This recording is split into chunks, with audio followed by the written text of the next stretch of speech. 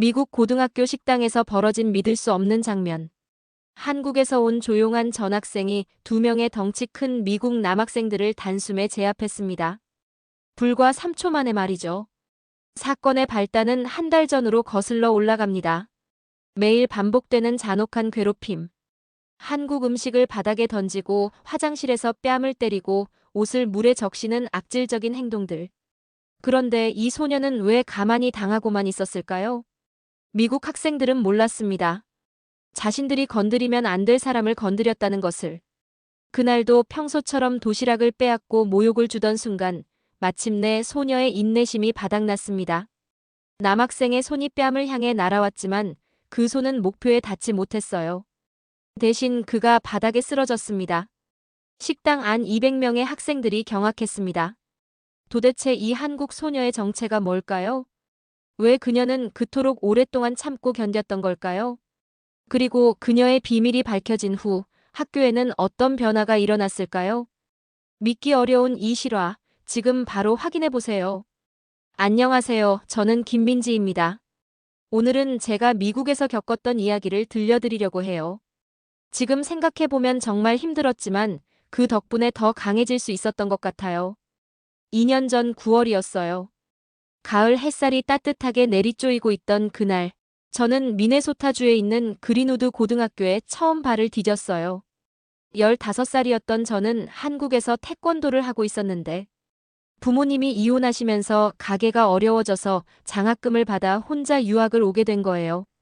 새로운 학교, 새로운 친구들을 만날 생각에 설레고 있었는데 막상 교실 앞에 서니까 가슴이 쿵쾅쿵쾅 뛰고 있었어요. 미즈. 윌리엄즈 선생님이 교실 문을 열어주시면서 따뜻하게 말씀해 주셨어요. 여러분 새로 온 학생을 소개할게요. 오늘부터 우리 반에 합류한 김민지 양입니다. 영어가 서투를 수 있으니 다들 친절하게 대해주세요. 문이 열리는 순간 20명쯤 되는 아이들의 시선이 일제히 저를 향하고 있었어요.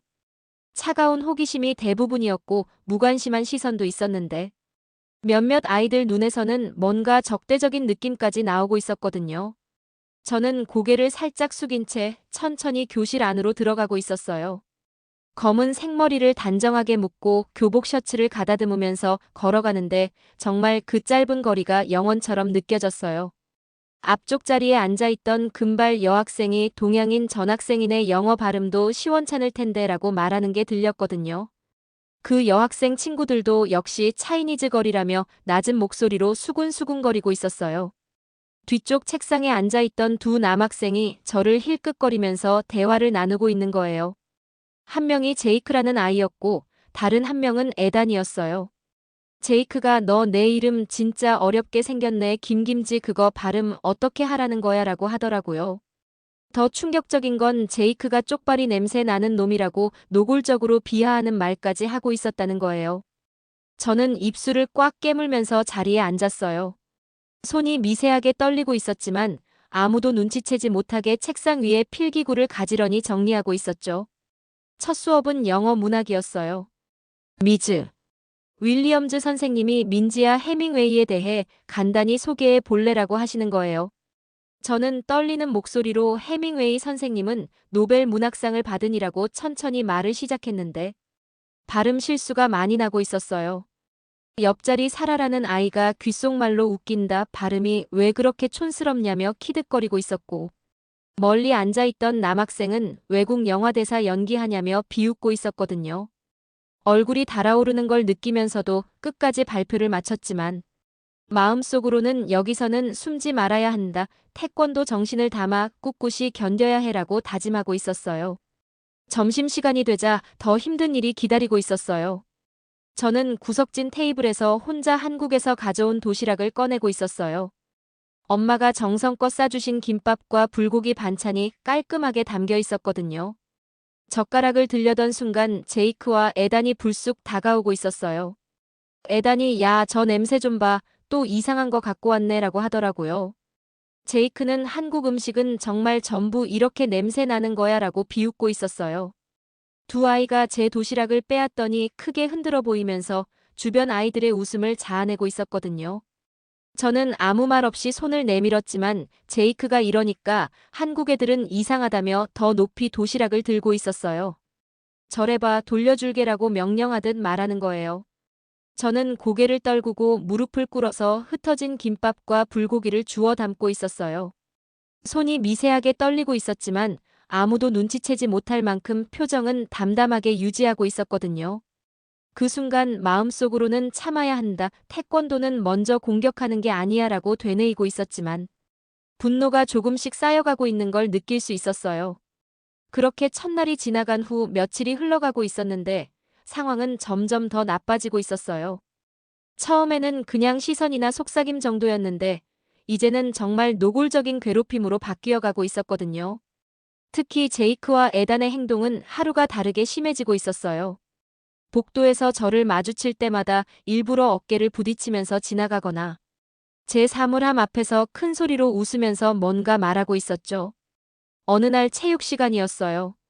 코치 탐프선 선생님이 농구 수업을 하려고 두 팀을 나누고 있었는데 저는 또 마지막까지 선택받지 못하고 있었어요. 결국 사라의 팀에 들어가게 됐는데 아무도 저한테 공을 패스해주지 않더라고요. 저는 코트 구석에서 기회를 기다리고 있었지만 그 기회는 오지 않았어요. 오히려 제이크와 에단이 일부러 저한테 세게 공을 던지면서 놀리고 있었거든요. 여기 너도 할 수 있어 마이 리틀 닌자라고 비웃으면서 말이에요. 공이 제 머리를 스쳐 지나갔을 때 아이들은 웃음을 터뜨리고 있었어요.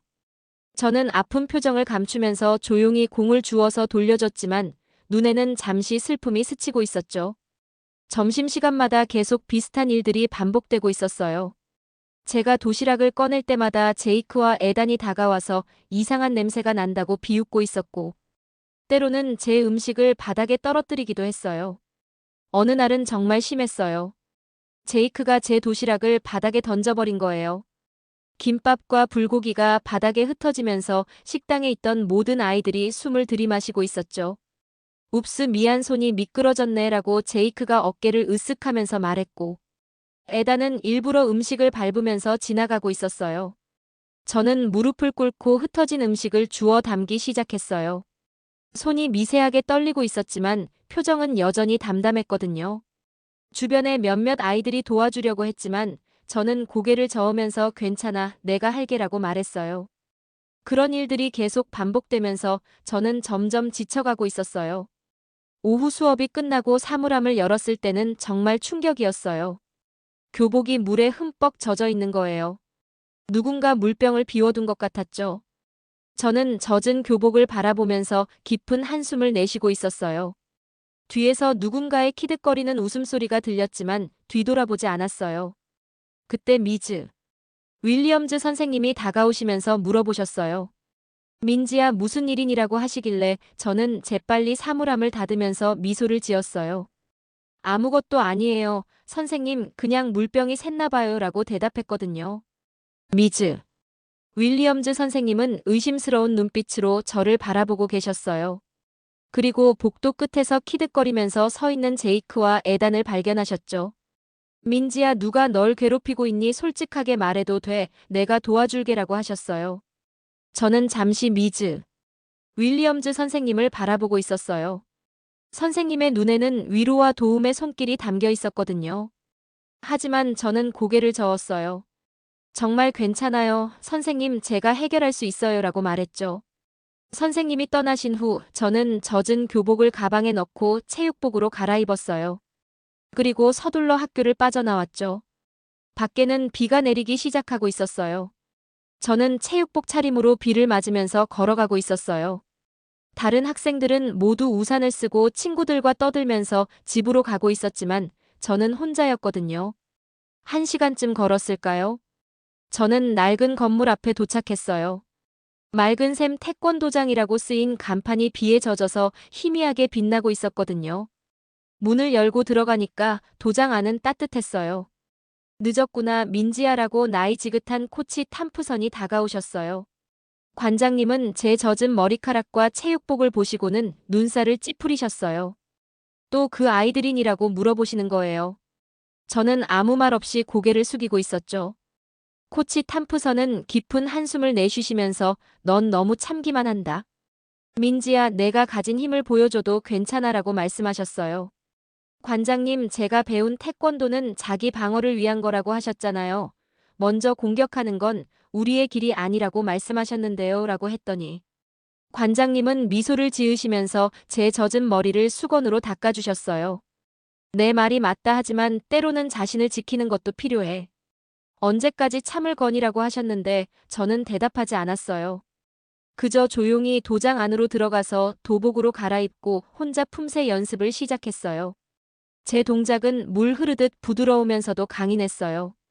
오늘의 분노와 슬픔을 모두 쏟아내는 듯한 연습이었어요. 그렇게 도장에서 품새 연습을 하면서 마음을 달래고 있었는데 일주일이 더 지나자 학교 상황은 더욱 심각해지고 있었어요. 제이크와 에단의 괴롭힘은 이제 한계를 넘어서고 있었거든요. 어느 날 아침이었어요. 학교에서는 체육대회 준비가 한창이었는데 체육관이 활기로 가득 차 있었어요. 저는 조용히 체육관 한쪽에서 장식을 돕고 있었어요. 자, 모두 모여봐요. 오늘은 체육대회. 준비물 점검을 할 거예요. 라고 코치 탐프선 선생님이 말씀하셨어요. 학생들이 모이자 저도 다른 학생들과 함께 모였어요. 김민지, 너는 팀 티셔츠와 리본 준비했니라고 물어보시길래 저는 고개를 끄덕이면서 가방에서 접힌 티셔츠와 리본을 꺼냈어요. 밤새 꼼꼼하게 준비한 것들이었거든요. 저는 그것들을 선생님께 건네려고 했는데 갑자기 제이크가 제 앞을 가로막고 있었어요. 선생님, 그 티셔츠 좀 볼게요 라고 말하면서 제 손에서 티셔츠를 잡아챘어요. 그리고는 일부러 그것을 잡아당겨서 찢어버렸거든요. 찢어지는 소리에 체육관이 조용해졌어요. 제 얼굴이 하얗게 변하고 있었죠. 아, 미안, 너무 약해서 찢어졌네 라고 제이크가 키득거리면서 말했고 친구들도 함께 웃고 있었어요. 제이크, 그게 무슨 짓이야 라고 코치 탐프선 선생님이 화를 내면서 다가오셨는데 제이크는 어깨를 으쓱할 뿐이었어요. 실수였어요. 선생님, 정말 약한 천이었나 봐요 라고 말하더라고요. 저는 아무 말 없이 찢어진 티셔츠를 바라보고 있었어요. 손이 미세하게 떨렸지만 얼굴은 여전히 담담했거든요. 괜찮아요. 제가 어제 여분을 준비해 왔어요 라고 말하면서 가방에서 또 다른 티셔츠를 꺼냈어요. 그런데 제이크는 여전히 저를 놓아주지 않고 있었어요. 친구들과 함께 제 주변을 맴돌면서 계속해서 괴롭히고 있었거든요. 체육복을 가져오라, 물을 떠오라 등 온갖 심부름을 시키고 있었어요. 점심시간이 되자 저는 체육관을 나와서 화장실로 향했어요. 얼굴을 씻으면서 깊은 숨을 내쉬고 있었거든요. 거울 속 제 눈빛은 지쳐 보였지만 여전히 강인했어요. 그때 화장실 문이 벌컥 열리면서 제이크와 친구들이 들어왔어요. 야, 여기서 뭐해? 내 나라에선 여자 화장실에 남자가 들어가도 되라고 제이크가 비웃으면서 다가오고 있었어요. 저는 조용히 수건으로 얼굴을 닦고 있었어요. 그리고 그들을 지나쳐서 나가려고 했는데 제이크가 제 팔을 잡았거든요. 어디가, 난 너랑 얘기 중이야 라고 말하면서 말이에요. 저는 제이크의 손을 떨쳐내려고 했지만 그의 힘이 더 셌어요. 제이크는 저를 벽으로 밀었고 에단과 다른 친구들이 주변을 둘러싸고 있었어요. 넌 정말 이상해. 항상 조용하고 웃지도 않고 도대체 뭐야 라고 제이크가 제 체육복을 잡아당기고 있었어요. 그리고 제 얼굴을 향해서 손을 뻗었거든요. 손가락이 제 뺨을 가볍게 툭툭 치고 있었어요. 이게 코리안 스타일이냐, 항상 이렇게 무표정해라고 하면서 계속 툭툭 치는 거예요. 주변의 친구들이 키득거리면서 웃고 있었어요. 제 눈에 잠시 분노가 스쳤지만 곧 사라졌어요. 여전히 침묵을 지키고 있었거든요. 야, 말 좀 해봐. 영어도 못하냐라고 하면서 제이크의 손가락이 더 세게 제 뺨을 치고 있었어요. 제 뺨이 붉게 물들고 있었어요.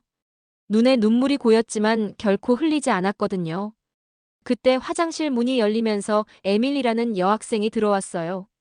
에밀리는 놀란 표정으로 상황을 바라보더니 뭐 하는 거야? 당장 그만둬라고 소리쳤어요. 제이크와 친구들은 웃으면서 물러났거든요. 진정해, 우린 그냥 대화하고 있었어라고 제이크가 어깨를 으쓱하면서 친구들과 함께 화장실을 나갔어요. 에밀리는 서둘러 저에게 다가왔어요. 괜찮아, 다친 데 없어라고 물어보는 거예요. 저는 고개를 저었어요. 붉게 물든 뺨을 손으로 가리면서 미소 지으려고 했는데 입술이 떨리고 있었어요. 고마워, 난 괜찮아라고 말했더니 에밀리가 제 손을 잡았어요. 눈에는 의문과 걱정이 가득했거든요. 왜 가만히 있었어? 넌 그들을 충분히 막을 수 있잖아라고 하는 거예요. 저는 놀란 눈으로 에밀리를 바라보고 있었어요. 에밀리는 작게 미소 지으면서 나 알아, 내가 누군지 인터넷에서 봤어. 넌 한국 태권도 국가대표 유망주잖아라고 말했거든요. 제 눈이 커졌어요. 잠시 침묵하다가 천천히 입을 열었어요. 그건 과거야. 지금은 그냥 학생이고 싶어라고 말했죠. 두 사람이 화장실을 나오는 순간 멀리서 누군가가 저희를 지켜보고 있었어요. 체육관 창문 너머로 미즈 윌리엄즈 선생님이 저와 에밀리를 바라보고 계셨거든요. 선생님의 표정에는 깊은 걱정과 함께 무언가를 결심한 듯한 빛이 있었어요. 그날 오후 저는 여느 때와 같이 도장으로 향했어요. 하지만 오늘은 발걸음이 조금 더 무거웠거든요. 오늘 있었던 일들이 머릿속을 맴돌고 있었고, 이제 정말 한계에 다다르고 있다는 걸 느끼고 있었어요. 그날 오후 도장에 도착했을 때 저는 정말 마음이 무거웠어요. 하지만 놀라운 일이 기다리고 있었거든요. 한국에서 박민수 사범님이 오셨던 거예요. 다음 달 국제대회를 앞두고 직접 와서 제 훈련을 돕고 싶다고 하셨어요. 사범님을 보는 순간 눈물이 났어요. 오랜만에 만난 한국분의 얼굴은 그동안의 외로움과 어려움을 한순간에 위로해주는 것 같았거든요. 며칠 후 학교에는 큰 변화가 일어나고 있었어요. 에밀리가 제 이야기를 몇몇 친구들에게 했나 봐요. 저에 대한 소문이 퍼지기 시작했거든요. 복도에서 지나가는 학생들이 저를 보면서 수군거리는 소리가 들렸어요. 저기 봐, 저 애가 그 한국 애래, 진짜 태권도 선수라며라는 말들이 들리고 있었어요. 교실에 들어서자 여러 시선이 저에게 쏠렸어요. 호기심과 존경 그리고 약간의 두려움까지 섞여 있었거든요. 그때 에밀리가 다가왔어요. 민지야, 미안해. 내가 친구들에게 내 이야기를 했는데 소문이 퍼진 것 같아라고 말하더라고요. 저는 괜찮아, 언젠간 알려질 일이었어라고 말했죠. 수업이 시작되었고 쉬는 시간이 되자 여러 학생들이 저에게 다가왔거든요. 너 진짜 국가대표야, 태권도 시범 좀 보여줄 수 있어라는 질문들이 쏟아졌어요. 하지만 교실 뒤편에서 제이크와 에단이 심상치 않은 표정으로 저를 바라보고 있었어요. 그날 점심시간이었어요. 저는 에밀리와 함께 식당에 앉아서 박민수 사범님이 만들어주신 김밥과 불고기가 담긴 도시락을 먹고 있었거든요. 그때 제이크와 에단이 저희 테이블로 다가왔어요. 야, 코리안 닌자, 오늘도 이상한 냄새 나는 거 먹고 있네라고 말하는 거예요. 저는 담담하게 이게 김치야, 한국 전통 음식이야 라고 대답했어요. 제이크는 비웃으며 계속 말했어요. 듣자 하니 넌 무슨 대단한 태권도 선수라며, 근데 왜 한국에서 쫓겨났대라고 하더라고요. 제 눈빛이 변했어요. 그런 적 없어, 거짓말 퍼뜨리지 마라고 말했는데 제이크는 역시 그렇구나, 불쌍한 고아 닌자라고 말하는 거예요. 저는 깊게 숨을 들이마셨어요. 부모님에 대한 모욕은 참을 수 없었거든요. 그만해라고 제 목소리는 작지만 강했어요. 하지만 제이크는 멈추지 않았어요. 제 도시락을 가리키며 이건 뭐야, 개밥, 너희 나라에선 이런 걸 먹어라고 하더니 도시락을 잡아들었어요. 그 순간 제 인내심이 한계에 달했거든요. 그만해라고 저는 일어서면서 외쳤어요. 식당 안에 모든 시선이 저희에게 쏠렸어요. 제이크는 도시락을 바닥에 던졌거든요. 불고기와 김치가 바닥에 흩어졌어요. 제 눈에 분노가 가득 찼어요. 그만해, 여기까지만 해라고 말했는데 제이크는 저에게 더 가까이 다가왔어요. 그리고 제 뺨을 향해서 손을 뻗었거든요. 그래, 뭐 어쩔 건데, 닌자 소녀라고 말하면서 말이에요. 그 순간 제이크의 손이 제 뺨을 향해 날아왔어요.